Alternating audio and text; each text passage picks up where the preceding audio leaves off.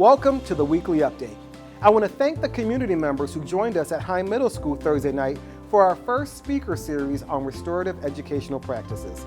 It's great to have an active school community ready to engage in positive discourse and learn more about initiatives in our schools. We'll continue to have these speaker series with an event on diversity, equity, and inclusion, and one with kids escaping drugs. Keep an eye out for information on when those speaker series will take place. Earlier this week, we shared information regarding the district's after-school bus pilot program for the middle and high schools. Please be sure to review the letter and informational sheet that was sent home. We want to reiterate that students will be required to sign up for an after-school bus by noon on the Tuesdays and Thursdays that they are available.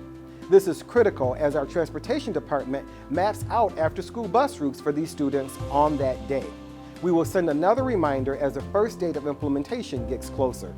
Finally, last week I was on the Erie-Niagara School Superintendent Association's podcast with Brian Graham, who's the superintendent of the Grand Island School District.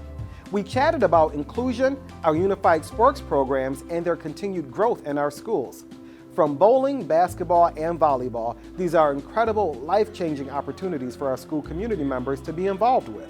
I especially want to give a shout out to Tracy Fitzpatrick and Dan Greiner for their advocacy and work they do with our student athletes and unified sports programs on a daily basis.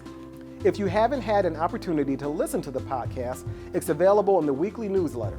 If you'd like to join or support our unified programs, be sure to reach out to your respective building for additional information on how to get involved. Another big playoff weekend for the Bills. Thanks for everything you do, and we'll see you next week.